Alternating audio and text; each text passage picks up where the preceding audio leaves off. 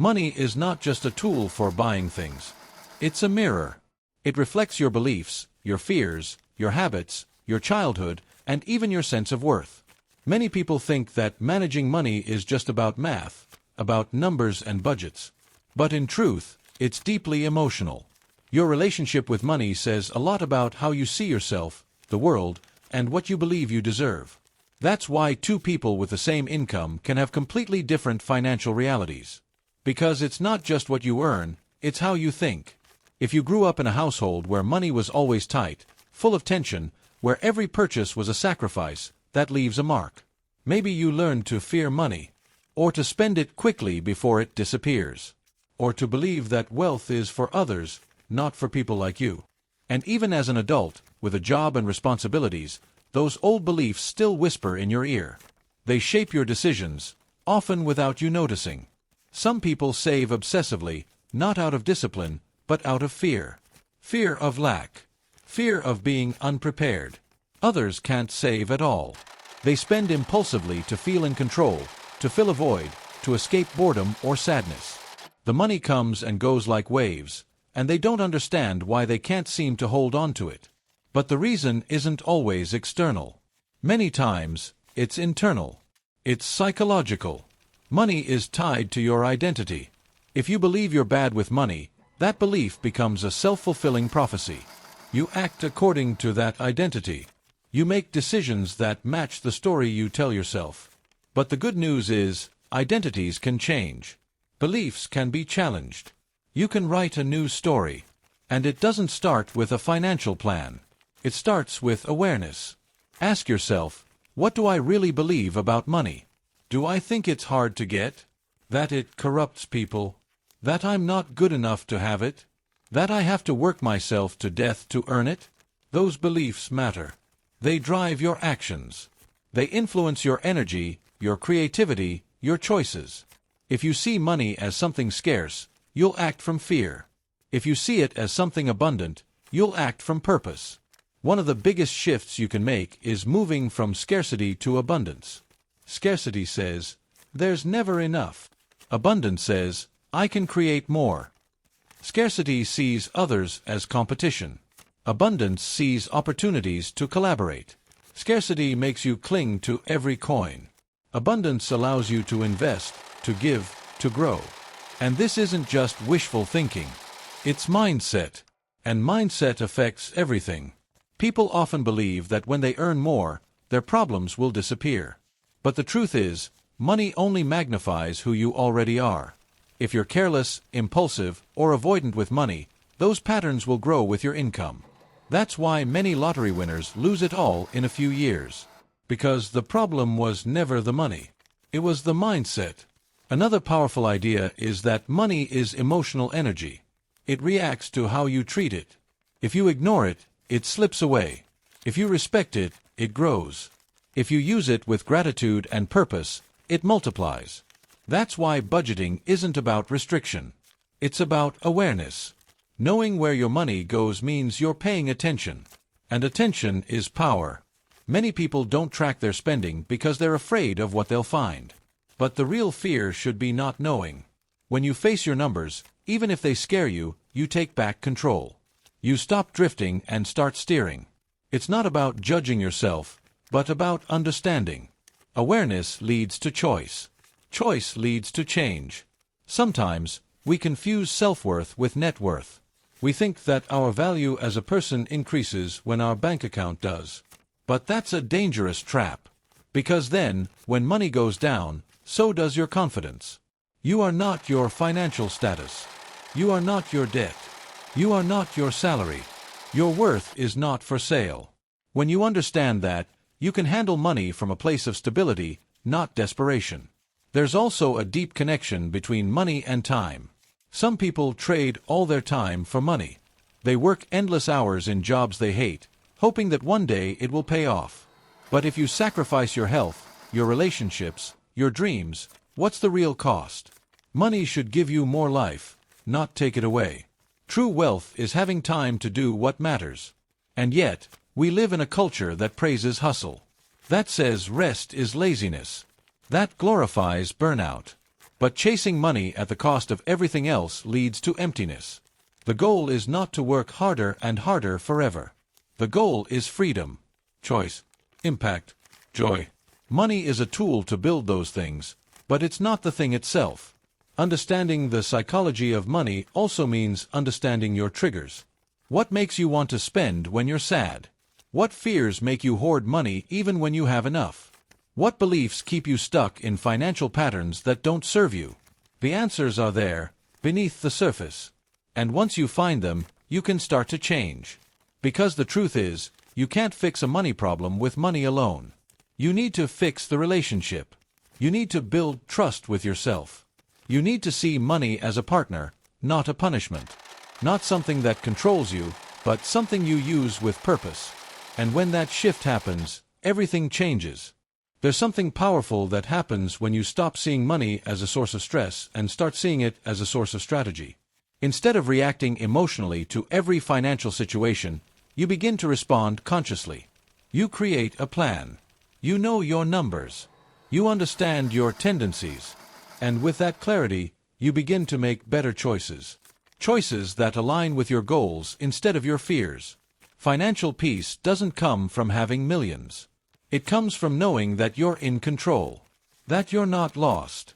That you know where your money is going and why. That you're not just spending, but building. And this feeling is priceless, because it gives you confidence. It lets you sleep better at night.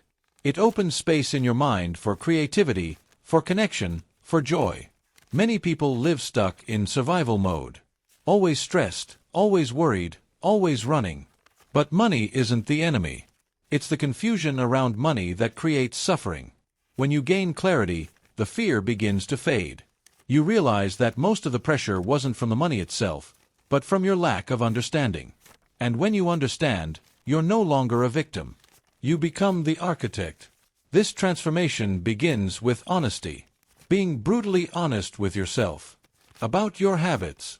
Your excuses. Your beliefs. It's not about blaming yourself. It's about taking responsibility. You don't need to feel shame about past mistakes. You need to learn from them. Because every mistake carries a lesson. Every financial failure holds the seed of future wisdom, if you're willing to look. There's also a deep link between money and emotions. Think about it. How many times have you spent money to feel better? To reward yourself? To escape stress? How often have you made financial decisions not from logic, but from anxiety or insecurity?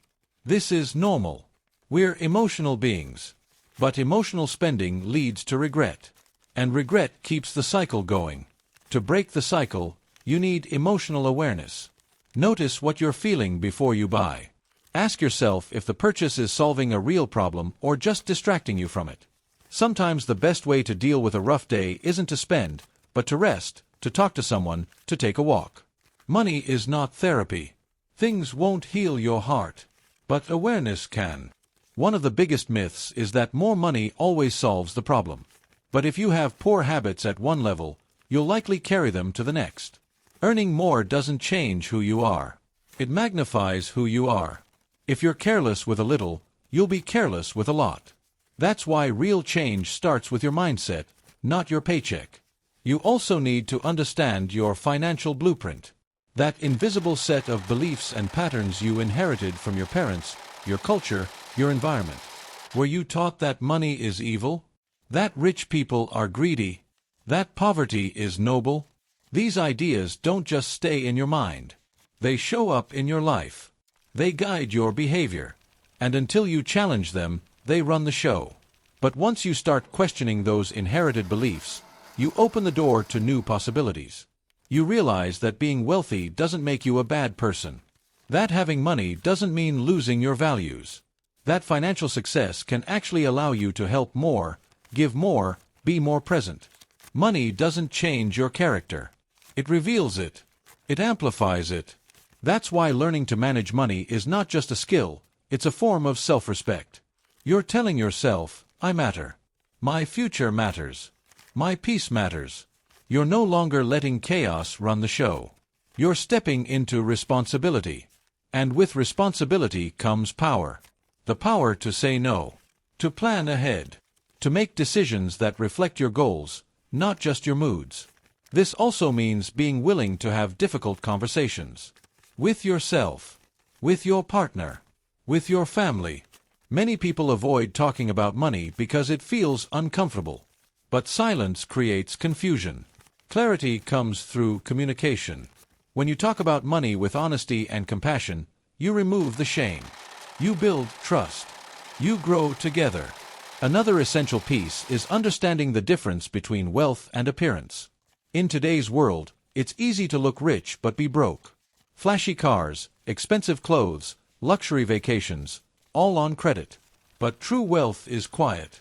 It's savings, investments, freedom. It's not in what you show, it's in what you keep. Don't fall into the trap of impressing others at the cost of your future. Sometimes, the smartest financial move is the least glamorous one. Cooking at home instead of eating out. Driving the same car for 10 years. Saying no to that latest gadget. It may not look impressive, but it builds a foundation. Every dollar you don't waste becomes a building block. A vote for your future self. And over time, those votes compound into freedom. Discipline is not about restriction. It's about alignment. You're not punishing yourself by saving money. You're protecting your peace. You're choosing purpose over impulse. And yes, it's hard sometimes. But the pain of discipline is far lighter than the pain of regret. Every time you choose long-term over short-term, you're becoming stronger. People often underestimate the power of small habits. They think it has to be a big change or nothing. But small steps add up. Tracking your expenses. Reading about money for 10 minutes a day. Automating your savings. Setting tiny goals. These things may seem minor, but they create momentum. And momentum creates change. No one builds wealth overnight. It's not about luck. It's about consistency, patience, strategy. You don't need to be perfect. You just need to be committed, to keep going, to learn from your mistakes, to keep your eyes on the vision, even when progress is slow. Because every action is a brick. And you're building a life. There's something deeply empowering about taking ownership of your financial life. When you stop blaming the economy, your job, your upbringing, or the system, and instead say, "This is where I am, but not where I have to stay," everything begins to shift. Ownership gives you the wheel. It may not change your circumstances overnight, but it changes your direction. And that change in direction is what ultimately transforms your life. Many people wait for the perfect moment to get serious about money. They wait for the raise, for the new job, for the next month, the next year. But the truth is, the perfect moment doesn't exist. There will always be reasons to postpone. What matters is starting where you are, with what you have, and doing what you can. Small beginnings are still beginnings, and they carry power. The earlier you start, the more time works in your favor. Time is one of the greatest forces in finance. It multiplies small efforts into massive results. It rewards consistency over brilliance. Someone who saves a little for many years will usually beat someone who saves a lot for just a few. That's the magic of compounding. It turns discipline into wealth. But time can also work against you if you don't act. The longer you wait, the harder it becomes to catch up. That's why procrastination is so dangerous when it comes to money. It steals your most valuable asset, time. Every day you delay, the cost grows. But the moment you begin, you reclaim that power. You shift from drifting to driving. Another powerful concept is learning to separate needs from wants. This isn't about living in deprivation. It's about clarity. Many people confuse temporary desire with genuine necessity. They buy things because they're bored, lonely, or trying to impress others. But true needs are few. And when you simplify, you free yourself. You stop chasing. You start building. That doesn't mean you can't enjoy life. Quite the opposite. It means you enjoy with intention. You spend in ways that truly align with your values. Maybe you love travel. Maybe you value health. Maybe you care deeply about education. Spend there. But cut ruthlessly on the things that don't matter to you. Because every dollar has a job. And it should work for your happiness, not against it. Money also tests your character. It reveals how you handle pressure, temptation, and responsibility. Some people crumble under financial stress. Others rise. But it's not about being perfect. It's about being resilient. About facing the discomfort and still showing up. About making tough decisions with integrity. Every time you do that, you grow stronger, wiser, more capable. One of the most overlooked parts of financial health is forgiveness. Forgiving yourself for the times you made mistakes, for the money you wasted, for the chances you missed. Carrying guilt doesn't help you grow, keeps you stuck. But when you forgive, you release that weight. You free up the energy to move forward with clarity and strength. And forward is the only direction that matters. You can't change your past, but you can rewrite your future. That's the beauty of money. It's a tool that responds to change. You don't have to keep repeating old patterns. Every day is a new chance to act differently, to save, to invest, to plan, to learn. The past is over. What matters now is what you do next. Part of building a healthy relationship with money is also learning to delay gratification. In a world where everything is instant, fast food, one-click shopping, binge-watching, waiting has become rare. But financial success requires patience. The ability to say, not now, but later. Because later is where freedom lives. Later is where peace lives. And every time you delay a little gratification, you move closer to that freedom. That said, balance is key. Life is not just about saving and sacrificing. It's about living. About finding joy in the journey. You don't have to wait until you're rich to feel rich. Gratitude can make you feel wealthy right now. Appreciating what you already have, your home, your health, your loved ones, creates abundance in your heart, even before it shows up in your bank. That shift in perspective changes everything.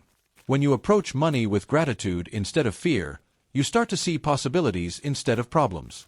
You become more resourceful. You focus on solutions. You stop complaining and start creating. And creation is the path to wealth, not just financial wealth, but emotional and spiritual wealth too. Another important truth is that financial success is not a solo journey. You need support. You need mentors, guides, people who challenge you and cheer for you. Trying to do everything alone can be exhausting. But when you surround yourself with others who value growth, who are on a similar path, their energy lifts you up. Their discipline inspires you. Their success becomes proof that it's possible. So don't be afraid to talk about money, to ask questions, to share your goals. The more you normalize those conversations, the less power shame has. And when you build a community of accountability, you grow faster. You stay on track. You celebrate the wins, and you push through the setbacks. Together is always stronger than alone. Also, realize that your financial path is unique. Comparison is a thief of joy. Someone else's success doesn't mean your failure. Their journey isn't your journey. You have your own timing, your own lessons, your own goals. Respect that. Trust it. Stay focused on your lane. Because progress is personal. And so is peace. Lastly, remember that money is a means, not an end. It's there to serve your life, not define it.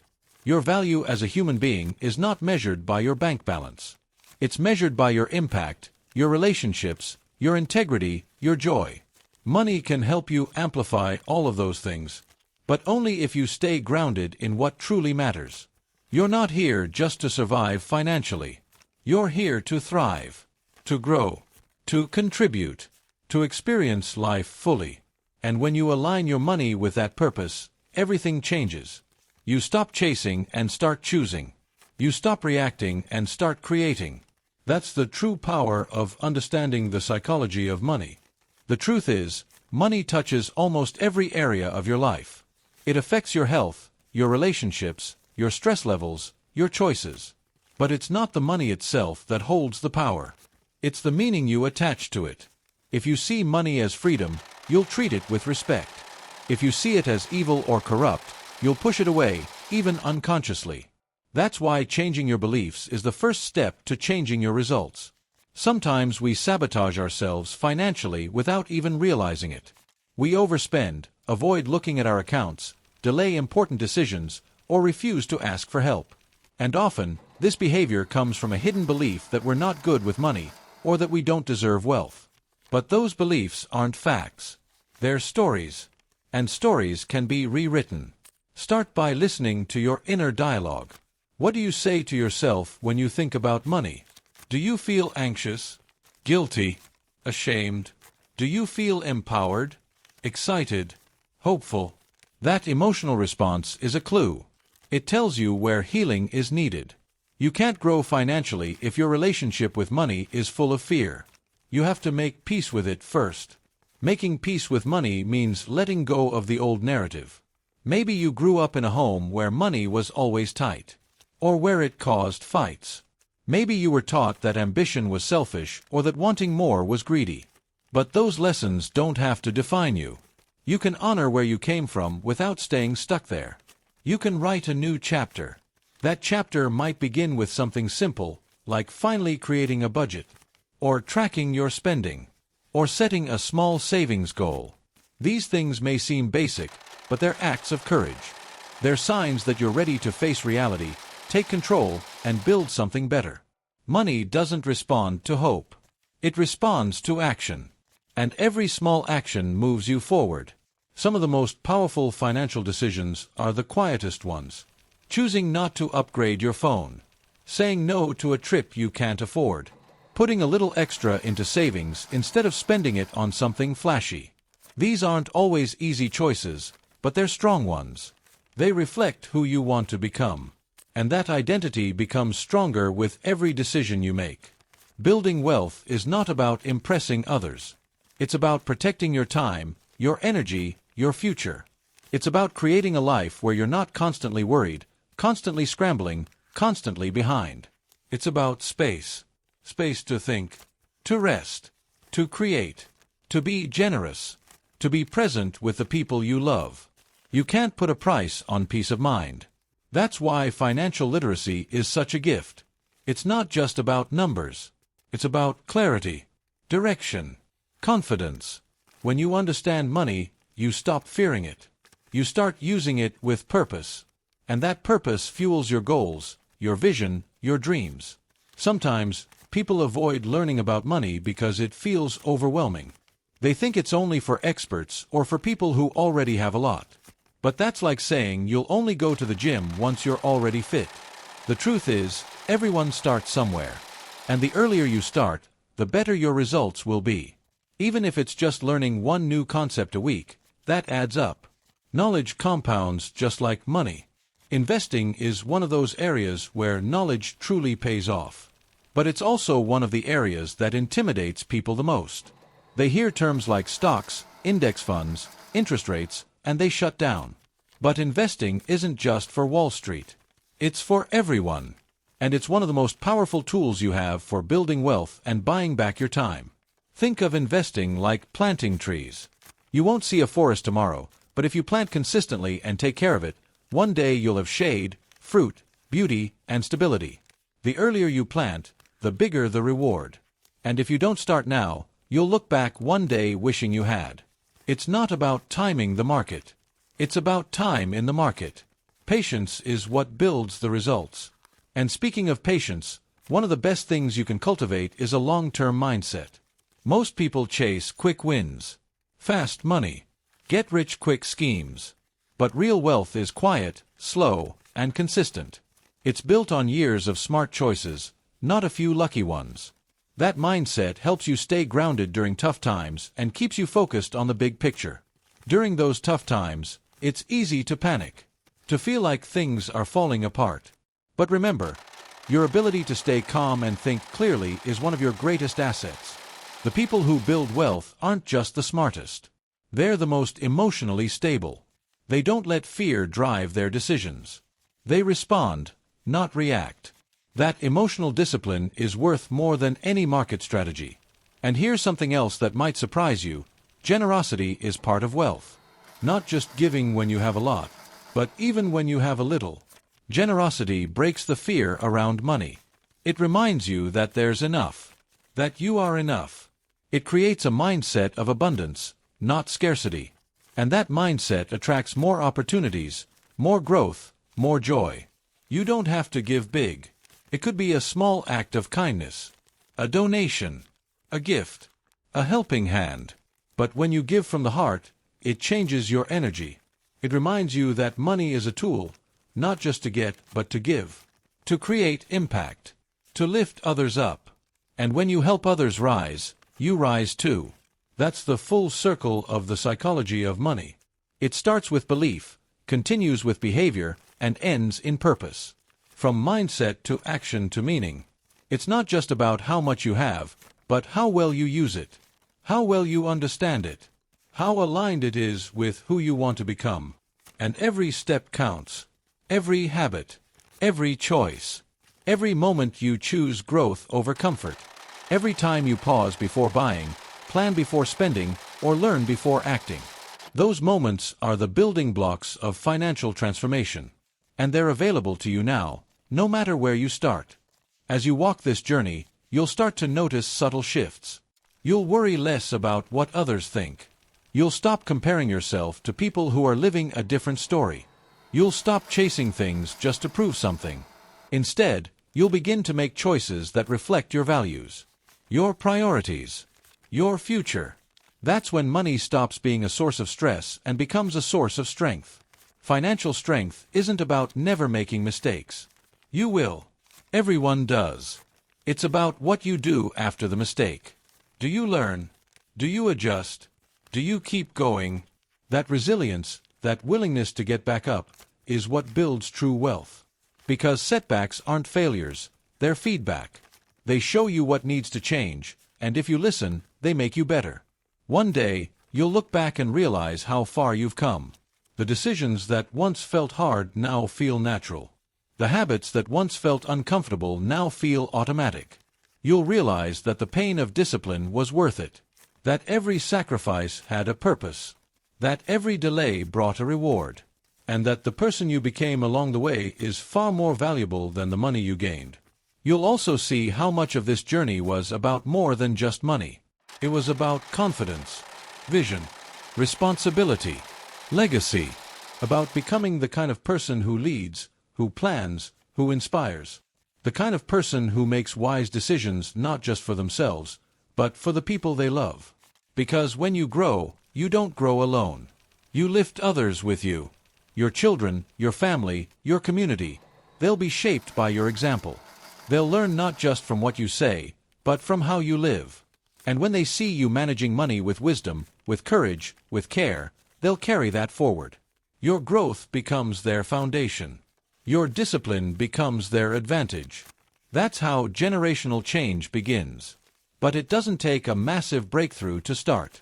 All it takes is one decision, one step, one moment of clarity where you say, I'm ready. Not ready to be perfect, just ready to begin. And that beginning sets everything in motion. You won't have it all figured out, and you don't need to. Progress is more powerful than perfection. Maybe your next step is reading a book, making a budget, starting an emergency fund, or talking to someone you trust about your goals. Whatever it is, take it. Do it. Let it build momentum. Let that small action remind you that you're not stuck. You're just getting started. And the road ahead is full of opportunity. Because money doesn't control you. You control it. You're the author of your financial story.